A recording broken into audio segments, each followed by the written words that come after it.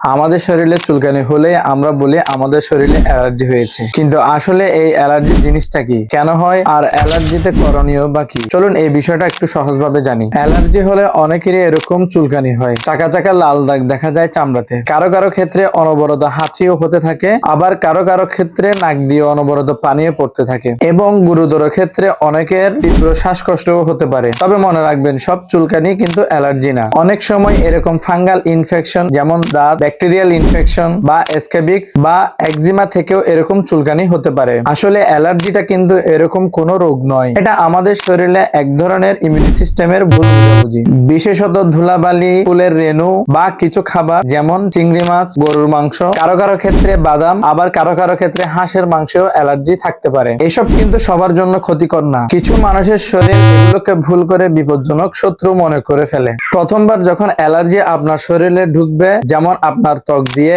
আপনার নিঃশ্বাসের সাথে, অথবা আপনি কোনো কিছু খেলে, তখন এটা প্রথমে আপনার রক্তে চলে যাবে। রক্তে যাওয়ার পর এটা আপনার শরীরে একটা অ্যান্টিবডি তৈরি করে এটার বিরুদ্ধে, যেটাকে বলা হয় সিরাম আইজিই অ্যান্টিবডি। তবে আইজিই অ্যান্টিবডি গুলো লেগে থাকে রক্তে থাকা একটা বিশেষ কোষের উপর, যেটাকে বলা হয় মাস্ট সেল। পরের বার যখন এই অ্যালার্জেন গুলো আবারও আমাদের শরীরে ঢুকবে, তখন সেটা এসে এই মাস্ট সেলের উপর লেগে থাকা আইজিই অ্যান্টিবডির উপর লাগবে, এবং তৎক্ষণাৎ এই মাস্ট সেল গুলো ফেটে যাবে, এবং ফেটে যাওয়ার ফলে কিছু কেমিক্যাল রিলিজ হবে, যার মধ্যে অন্যতম হলো হিস্টামিন, লিকোট্রিন, প্রোস্টাগ্ল্যান্ডিন। এর মধ্যে সবচেয়ে গুরুত্বপূর্ণ হলো হিস্টামিন। এই হিস্টামিনটাই হচ্ছে মূলত আপনার রক্তনালীকে প্রসারিত করে ও আপনার শরীরে পানি জমায়। এগুলোর কারণেই আপনার শরীরে ফোলা হয় এবং লাল লাল দাগগুলো দেখা যায়, এবং তীব্র চুলকানিও কিন্তু এই হিস্টামিনের কারণেই হয়ে থাকে। অ্যালার্জি নিয়ন্ত্রণের সবচাইতে গুরুত্বপূর্ণ উপায় হলো যে জিনিসে আপনার অ্যালার্জি হয় সেটা এড়িয়ে চলা। সেটা কিন্তু আপনি নিজেই বুঝতে পারেন কোন জিনিসে আপনার এরকম সমস্যা হয়।